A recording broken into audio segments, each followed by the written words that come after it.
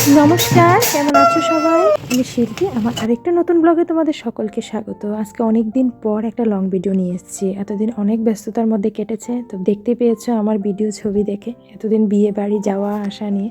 তো আস্তে আস্তে তোমরা সব ব্লগই এক এক করে পেতে থাকবে। তো এই ব্লগটা হচ্ছে গত বৃহস্পতিবারে, মানে 11ই ডিসেম্বরে। পরের দিন আবার ও চলে যাবে, এদিকে মেয়ের এক্সাম চলছে।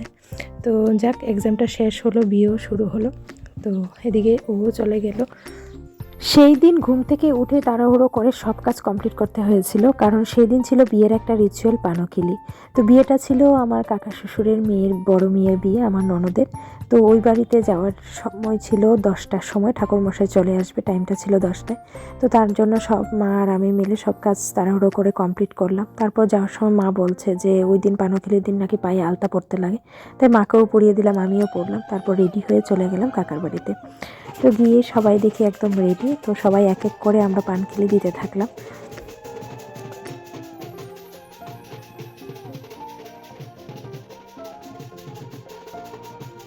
তো এখন চলে আসলো আমার ননদ, ঠাকুরমশাই ওকে একটু আশীর্বাদ করছে, ও এসে প্রণাম করলো। তো আরও অনেক রিচুয়াল আছে, তো তোমরা ভিডিওটা স্কিপ না করে দেখতে থাকো, আশা করি তোমাদের সকলের খুব ভালো লাগবে।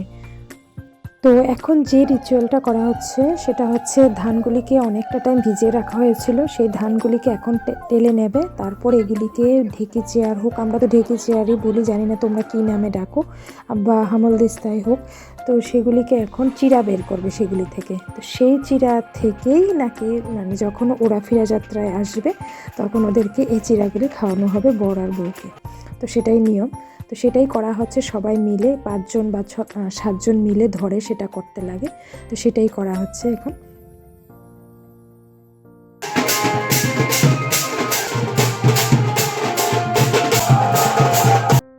ননদের বিয়ে বলে কথা, একটু তো নাচানাচি করতেই হবে, কি বলো তোমরা? তো ধুমাধুম আমরা সবাই মিলে একটু নাচানাচি করে আবার চলে আসলাম আরেকটা রিচুয়ালে। আমরা কিছুটা হলুদ কেটে নিচ্ছি, সেটা দিয়েই কনেকে বিয়ের দিন স্নান করানো হবে, সেটা রেখে দেওয়া হবে। তারপর চলে আসলাম আরেকটা রিচুয়ালে। দুই বউ মিলে আমরা, এটাকে কি বলে ঢেকি না চেয়ার আমি ভুলে গেছি, সেটাকে একটা রশি দিয়ে দুইজনে দুই জায়গায় বেঁধে রেখেছি, এত টাইট করে বেঁধেছি যাতে বর না খুলতে পারে। এটা ফিরাযাত্রায় আসলে আমাদের নন্দাই সেটাকে বা হাতে খুলবে আর আমাদের দুই বৌদিকে টাকা দেবে। এবার কত টাকা দেয় সেটাই দেখার পালা, তোমরাও কিন্তু দেখবে ব্লগের মধ্যে। যাই হোক, আমরা কিছুটা ফটোশ্যুট করে নিয়ে আমরা চলে গেছিলাম আরেকটা রিচুয়ালে। সেটাকে সাতুর নাড়ু করা হচ্ছে, 3 পাক দেওয়া হবে। তো সবাই মিলে নাড়ুগুলি বানালাম। এই নাড়ুগুলি যখন ওরা ফিরাযাত্রায় আসবে তখন বর আর কনে সেগুলিকে দেওয়া হবে, সেগুলি ওদের খেতে হবে। তো তারপর চলে আসলাম মিষ্টি খেতে। ননদের বিয়ে বলে কথা, মিষ্টি পছন্দ করি আর নাই করি, কিন্তু খেতে তো হবে একটা মিষ্টি। তো মিষ্টি মুখ করে নিলাম। তারপর কাকিমুনি সবাইকে তেল সিঁদুর দিয়ে দিল ঠাকুরবাড়ি থেকে এসে। তারপর হবে খাওয়া দাওয়া। তো তারপর আমার একটু ছিল তাড়াহুড়া, কারণ পরের দিন ও চলে যাবে। তো তাই তারপর আস্তে আস্তে বিকাল হয়ে গেছে। চলো তাহলে ব্লগটা আজকে এখানেই শেষ করছি। ব্লগটা কেমন লাগলো কমেন্ট করে কিন্তু অবশ্যই জানিও।